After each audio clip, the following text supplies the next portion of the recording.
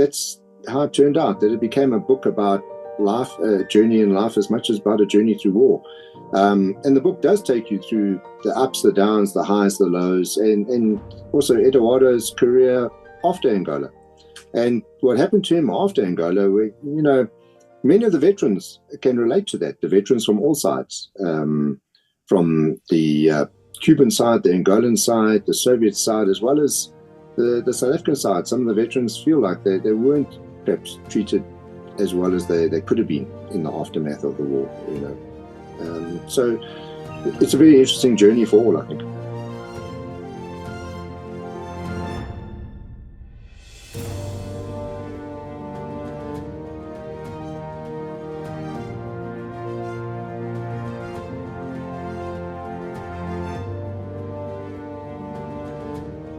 Morning, Petra. How are you?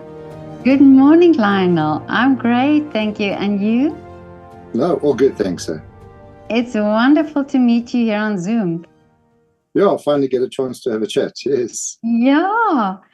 You've been quite busy the past few weeks, or the past month, I would say. So have you been you've been doing training? That's right, yeah. So I've been doing all the ground phase of my training to rejoining SAA. So it's getting back into all the Airbus stuff. I've been flying Boeings on and off for the last 4 years. So I haven't flown Airbuses for 4 years. So it takes a little while to go through all the stuff again and start getting prepared for simulator, etc. But it's exciting to know that SAA is again flying, and every now and then on LinkedIn I see something and I get excited about that.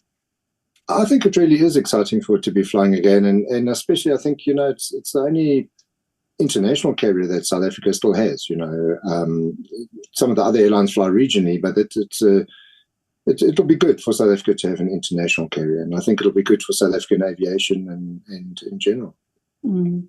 And Lionel, what is your history in aviation, or what is your path in aviation? When did it start for you? Well, it started when I was 17 years old, and I left school and I went straight into the Air Force. And when I'd finished school, and then from there I was on a pilot's course in the Air Force. I was lucky enough to be selected and do pilot's course. And I flew in the Air Force. I've got my wings in 1985 in the South African Air Force, and then continued to fly in the South African Air Force till late 1989, and then came into the civilian world.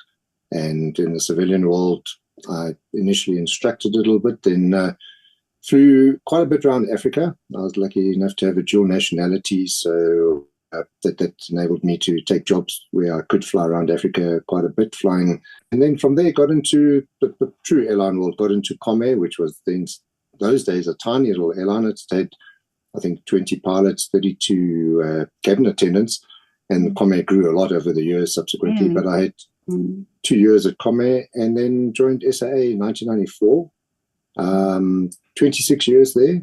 And then things became rather turbulent with COVID, and I exited SAA in 2020.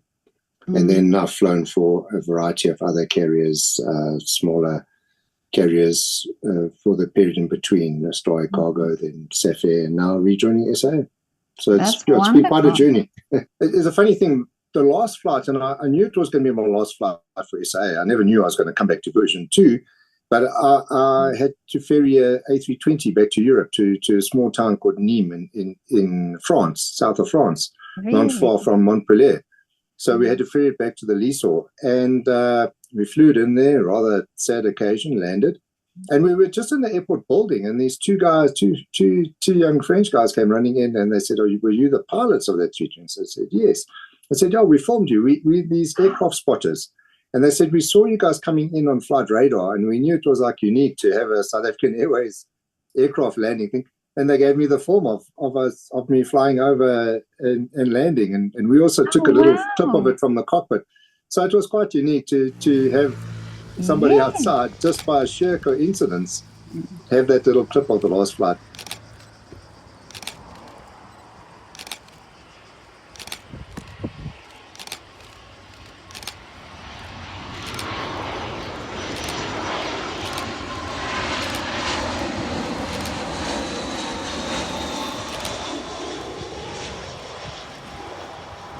Lionel, you started also, like many other pilots in South Africa, in the Air Force. So that was sort of the route to go. Was that for you because you wanted to go into aviation, or was it just because you wanted to go to the Air Force? Well, I always wanted to fly in the Air Force. I think it's in some ways the purest form of flying that you can do. You know, you fly machines right to the edge of their capability. You fly amazing machines. And I did want to go into the airline world one day, but I always wanted to be in the Air Force, fly those machines, fly those type of tasks. And then when you're in the airline world, it's slightly different. It's more commercially driven. It's a different set of skills, and you balance a different set of factors. Profitability, safety, and profitability being everything. Whereas in the military, completing the task is the biggest thing.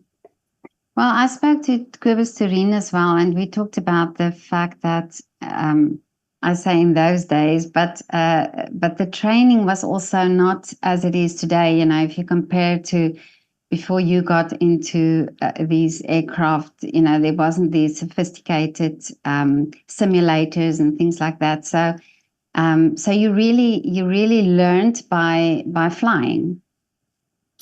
Yes, I think that the training systems were, you know, these days the simulators and everything, I think have been wonderful for flying because they've increased the safety. You can do stuff in a simulator that you can't do in a real aircraft, or you can do it, but it's significant risk. So yes, a little bit thrown in the deep end in those years in the Air Force, kind of sink or swim. And but I think as well in those days, the budgets were a lot bigger. I mean, worldwide, even NATO, everywhere, just the military budgets were a lot bigger. So you could get trained to a significant level that maybe is commercially not that viable today for air forces around the world. Mm.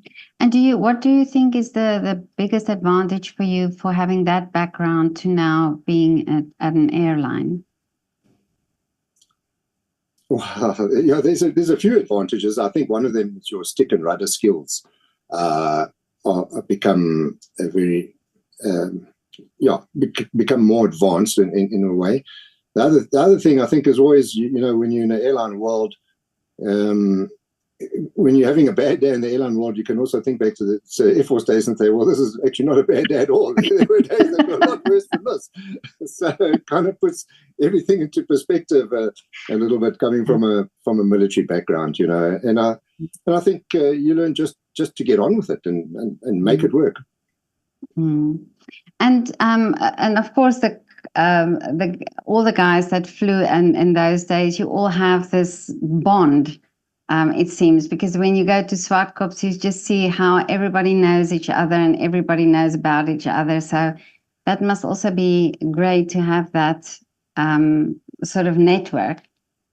I think it's an incredible bond. You know, I think my closest friends still are people who were with me on pilot's course. And I think you see each other at your worst and at your best, and you get to really know who you can rely on. And I think military aviators in general, and that's what I found when I was working on the book, the MiG Diaries, is that it's the same worldwide. Military aviators have a bond that stretches across countries, across cultures, across everything. We do see things differently to ex-military aviators, see things differently to other aviators. I think there is definitely a tie that binds us more.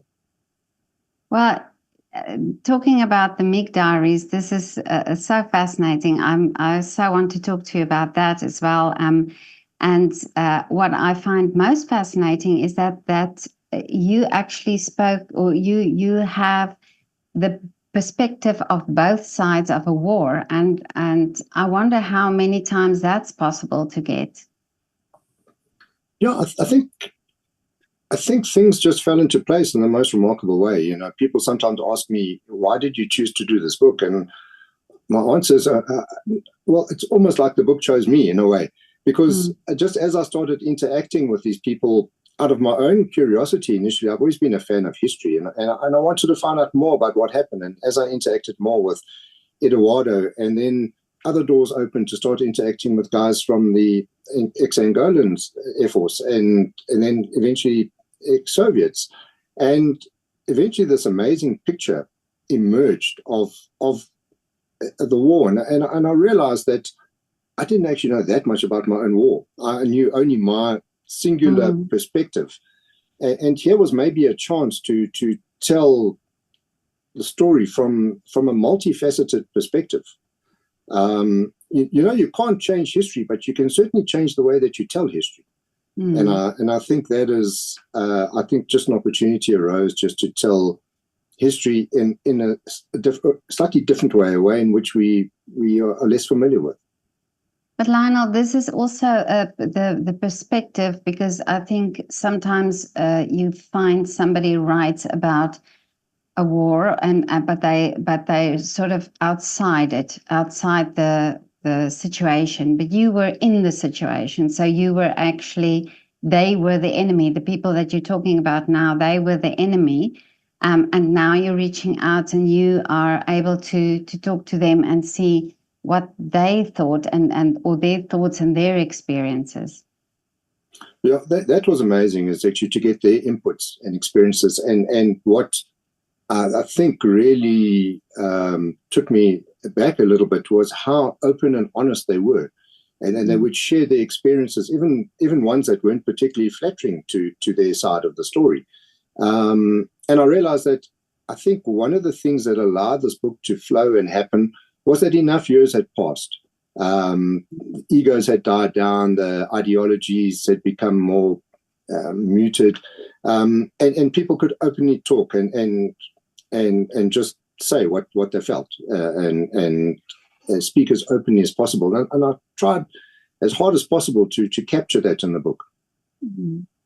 And also, the book is titled MiG Diaries. So the MiGs were flown by the enemy, basically, by the was it the Cubans and the Angolans, and in some cases the Soviets. Yeah.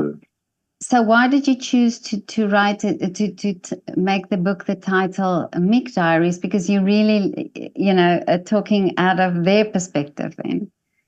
Yeah, well, that was, choosing the title of the book. I think the hardest thing about writing the book was choosing the subtitle. One of the next hardest was choosing the title. It's easier to write a chapter.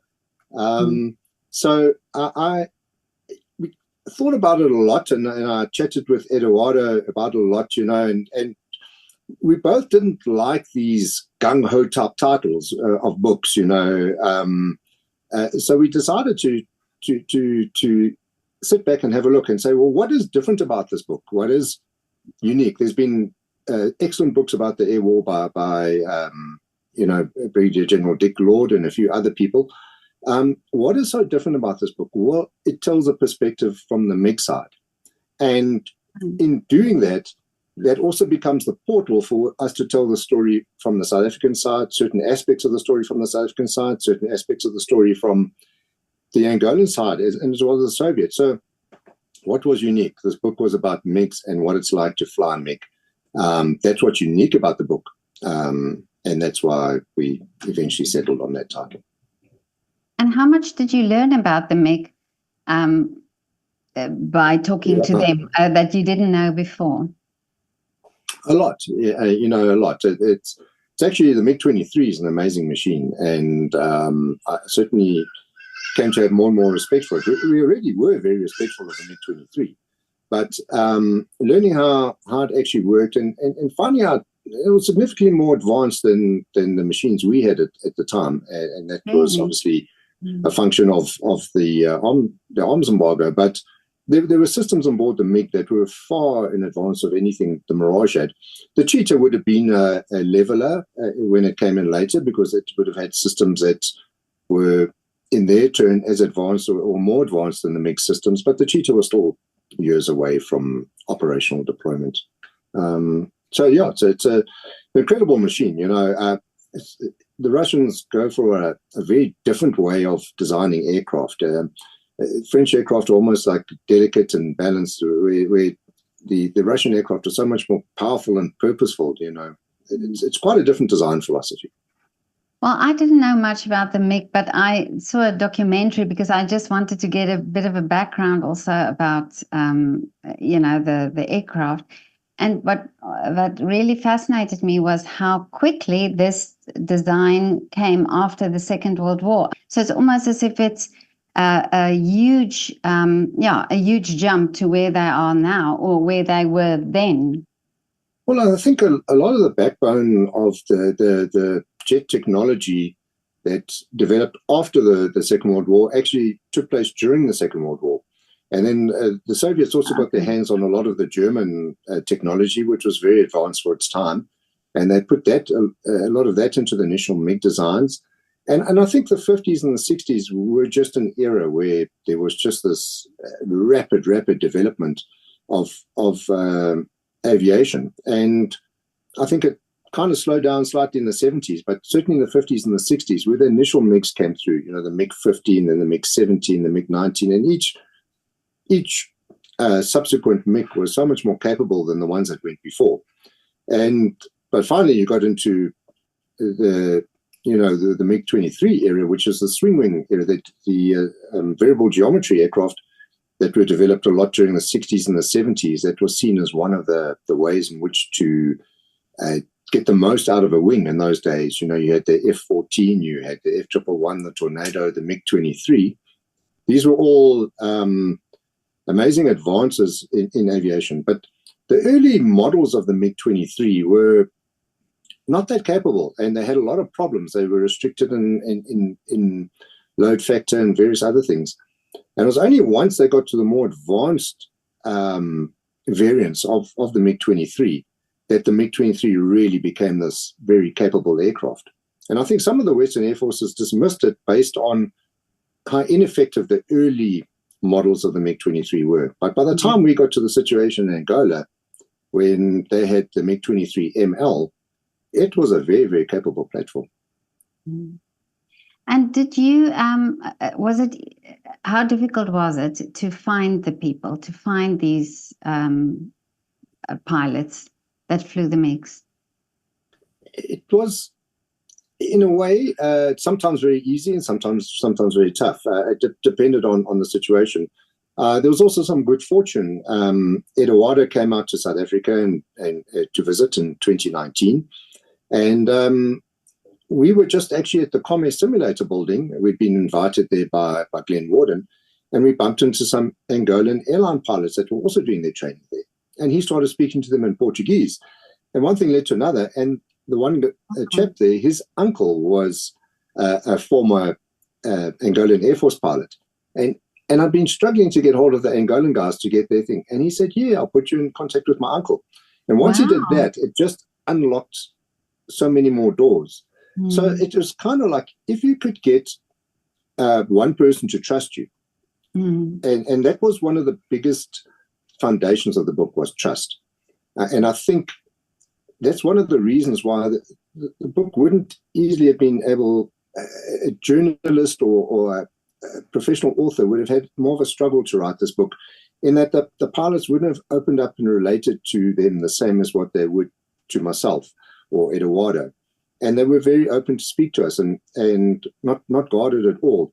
But you just needed that key to unlock the key to come across one person. And I said to everyone, whatever you say to me, before publishing it, I will run it through to, I'll run it through you. You will get a copy of that chapter. You can think, I can't change anything, but you can choose what gets left out or what doesn't get left out in case you find that it's something that you'd rather have. And once the guys trusted you like that, and they spoke to a friend who'd been involved in a previous chapter or something, then they would like open up and they would be quite open and that's how it came about. But so before that, what sparked the idea? I mean, how did you come up with the idea? I thought it was because you met somebody, but so it was something that came up before that. It did. So I love aircraft in general. So I also love building scale model aircraft. And I wanted to build a very accurate scale model aircraft of an Angolan/Cuban MiG-23 from the Angolan era.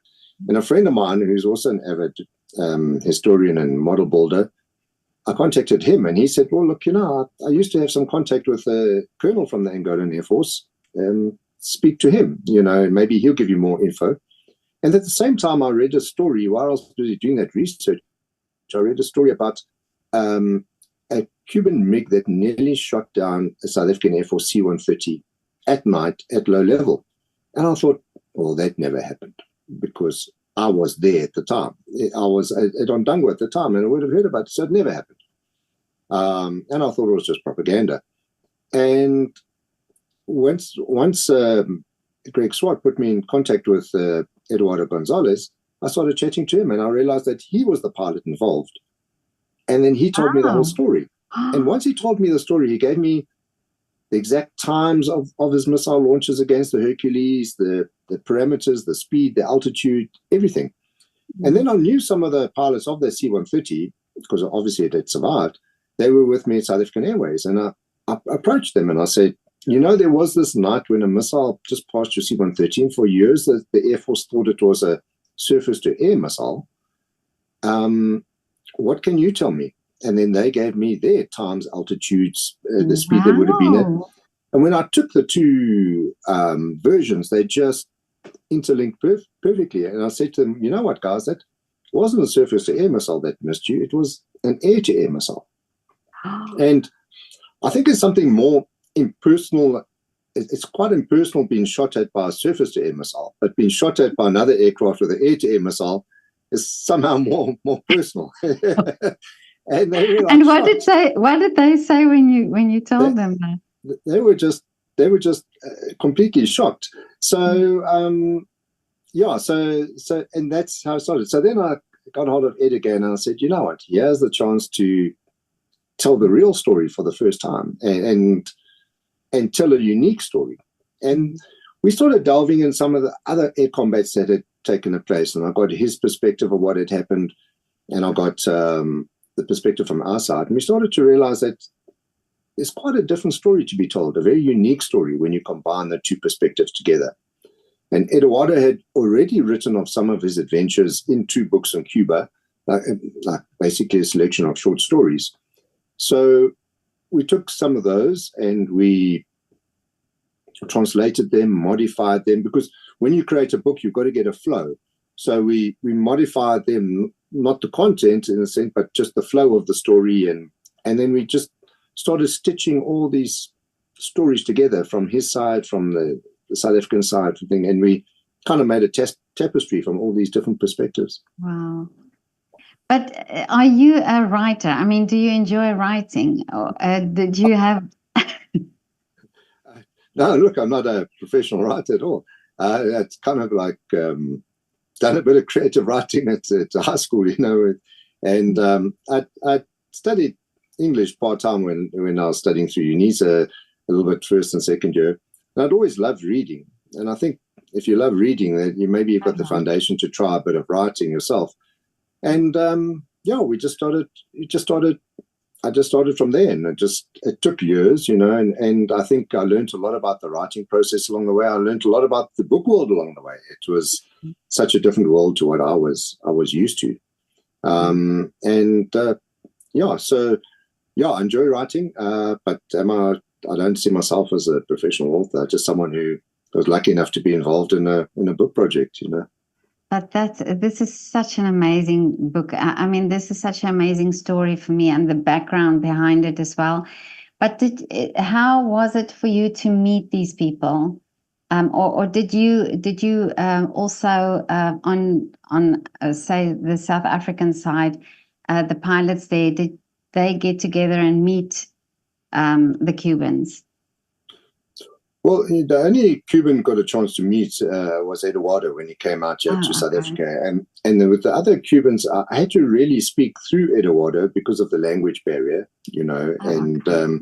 so he would phone them, interview them, and then try to write down what they had said, So we had to do it that way. But I did meet quite a few of the Angolan pilots, and I also chatted to them a lot on WhatsApp or Zoom. So we kind of put it together like that. And then as South African pilots, the same story. Some of them I met in person, Cobus Tureen, General Gagiano, others just chatted on WhatsApp or even on email. So, we had to use all the forms of communication. A lot of the book was also written during the COVID lockdown, so that came with its own restrictions. But when Eduardo came out to South Africa, the idea was for him specifically to meet the crews of the C-130 that he had nearly shot down. And Mark Binu, who was one of the guys it nearly killed that night, he was instrumental in helping me fly out Ed. We shared costs, brought Ed out, and he stayed at my place for about 10 days. And we organized a pub lunch for him to meet these guys. And the pub lunch started at 11 and ended at 11 that night.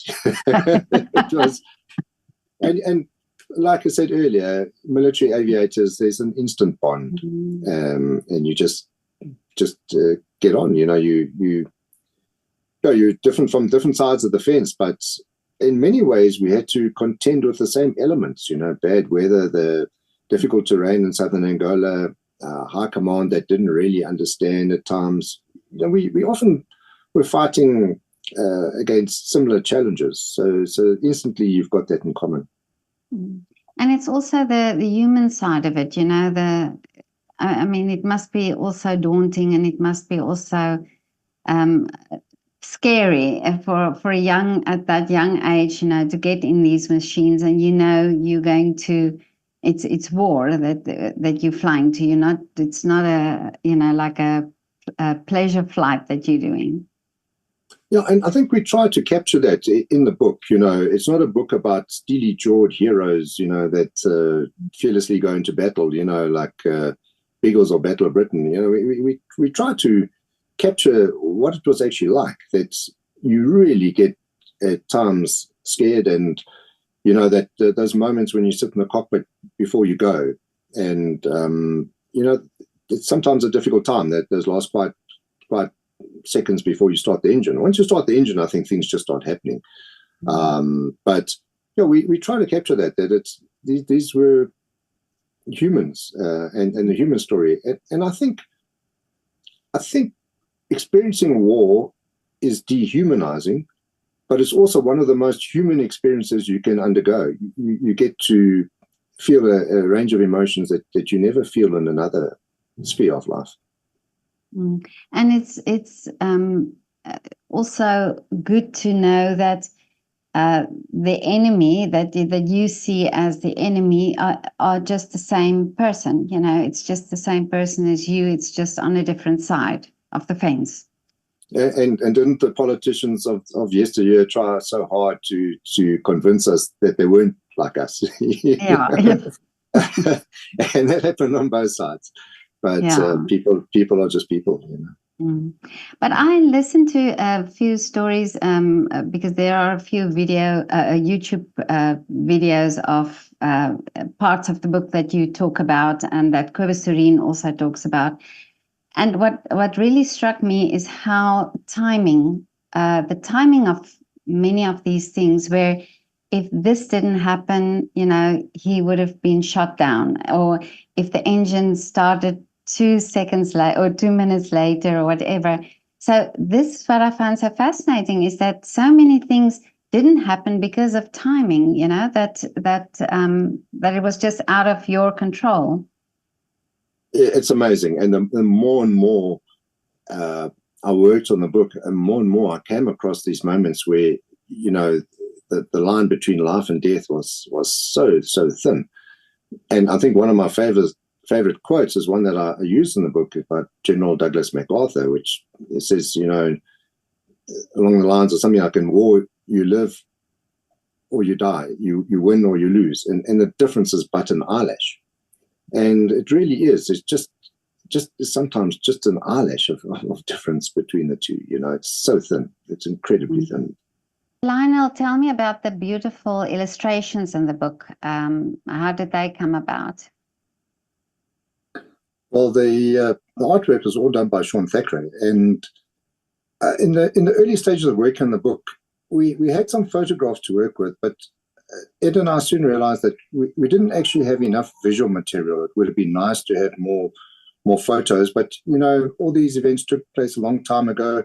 There were certain restrictions on photographs in the operational area on their side and on our side. And I'd seen some of Sean's work in other books, and I knew that he was a fan of the genre. And I knew him from SAA. We were friends with aircraft modeling and other things. And I told him about the book, and he said, well, let's chat. Sean's quite a unique artist. He doesn't do commissions. He refuses to do commissions. So basically, he chooses his projects, not the other way around. And as we chatted more about the book, he said, he'd love to do some sketches for it, but it's not on a commission basis. And basically, our arrangement was that as I got chapters to like a final draft phase, I would send them to him.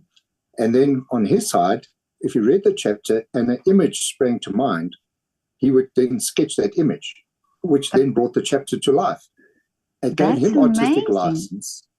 It gave him the artistic license, and the arrangement was, Lionel, if you don't like what I've sketched, you don't take it, or you don't use it in the book.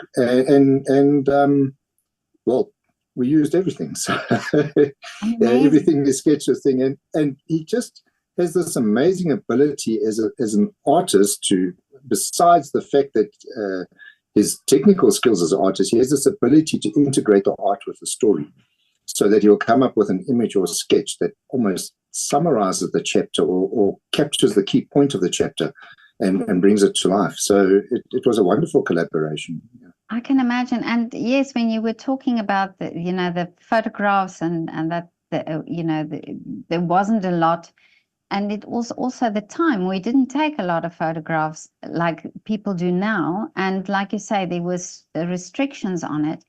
But what is his background in aviation? Because he must have also the knowledge of these aircraft.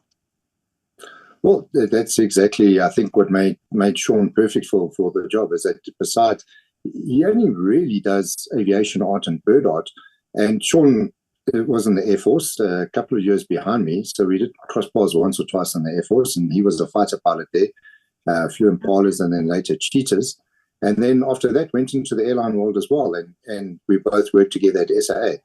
And that was his thing. And Sean is, these days, no longer does airline flying. He refuses to do airline flying, says it's boring. Really? And he does air show. So he's an air show pilot. He's part of aerobatic team, and he does a lot of displays on the airshow circuit with both Pitt Specials and Harvard's, part of Scuddy Levine's team.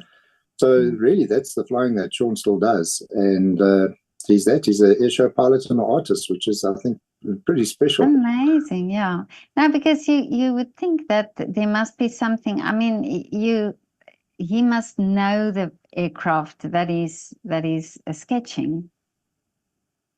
Yeah, he does, and I think there's a YouTube video that we gave a presentation to the South African Air Force Museum, and Sean gave a presentation about the art in the book, and he gives a lot of perspectives in that presentation about how difficult it is to get the sizing right. Because if you actually sketch two aircraft in air combat, the one aircraft would just be a little dot, but now in the art, you've got to bring them closer together to bring the picture to life. So it's quite a challenging genre of art, and obviously the technical angles. And Sean put a lot of work into getting just the right angle to make the aircraft look right and look good. So a Mirage almost looks good from almost any angle. And where the MiG-23 has some angles where it looks very imposing, and it captures the menace of the aircraft, especially the nose-on angle. And MiG-21 as well. Each aircraft has a focal point. So they put a lot of work into getting the exact viewpoint at which you look at the aircraft. And for me, one of the pretties about the book is that you have commercial constraints. So would have loved to have Sean's art done on A4 paper or something, or the book in A4, but you can't do that. You've got to keep it a standard size. And the normal book that you can buy in the shop, that's done with the standard industry creamy, bulky paper, which sometimes the fineness of Sean's art gets a little bit lost. We did make a 100 copies limited edition hardcover of the book, And that was done on very fine paper. And on that paper, Sean's art really comes to life, even more than it does in a standard store copy. But, you know, if one made all the books out of that paper, the book would be unaffordable. Yeah. It's one of those things. But how beautiful that you said that you gave him the chapter and he could then get the feeling of how he wanted to do the drawings. Yeah, you know, Sean's artistic integrity is amazing, and he's very much a pure artist, and you have to give him free rein. He's one of those type of people, as I say, you can't commission him and say, I want this or want that. So you've got to give him that artistic license. And, well, each time he exceeded my expectations. You know. Amazing. But I think it was such a great collaboration that he was involved and that you both were, you both have the same aviation background.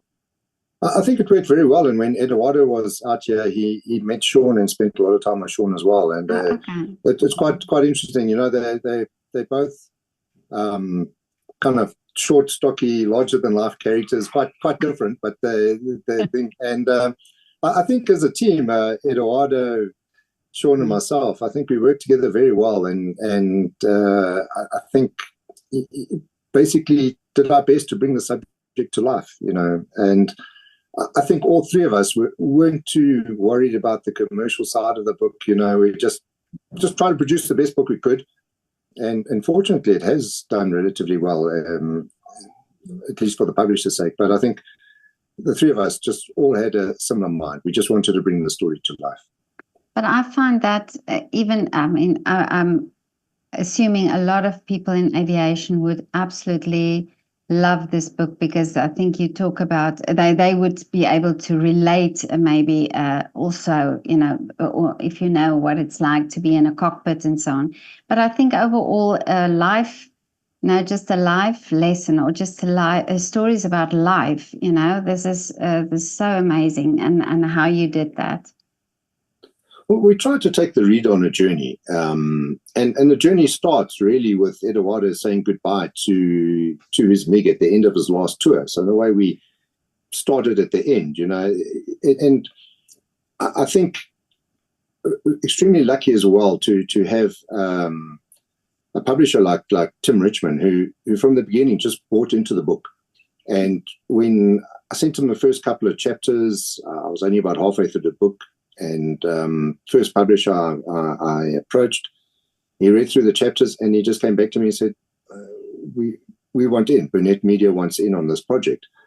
And I think that was one of the things that gripped him as well, was that he said to me, this book has a broader appeal. What you're doing here has a broader appeal than just purely the military genre. And initially we didn't see it like that. We were just trying to put the reader in the moment. And that's how it turned out, that it became a book about life, journey in life, as much as about a journey through war. And the book does take you through the ups, the downs, the highs, the lows, and also Eduardo's career after Angola. And what happened to him after Angola, you know, many of the veterans can relate to that, the veterans from all sides, from the Cuban side, the Angolan side, the Soviet side, as well as the South African side. Some of the veterans feel like they weren't perhaps treated as well as they could have been in the aftermath of the war, you know. So it's a very interesting journey for all, I think. Is this has this, after writing the book, what has really changed for you in your perspective of the war? Well, I think, yeah, a much more holistic view of it. At times, I'm almost embarrassed that I was at war with such amazing people. You know, when I do chat to the players from the various sides, you know, and I think the biggest lesson is I think I was actually anti-war after the war, and I think if anything, it's made me more anti-war. It's just a waste. There's always another way. But Lionel, is this the first of many other books? I get asked that quite a lot, actually. Well, I think not. I have got another project that I think I'd like to work on, but it is very time consuming, and you've got to try balance career and family. I mean, I'm still actively involved in my career. And I think this book got given the advantage of COVID, where we were locked down and I had a lot of extra time on my hands. So some of the parts of creating this book was to try and turn the negatives of COVID into a positive, and use the time properly. So yes, I have got some more projects that I'm looking at, but I think it will be quite a while before they get completed. It's still a hobby. And do you often go back to see, because Swartkops has got this beautiful museum, this lovely, and everybody's so involved there. So do you go back often?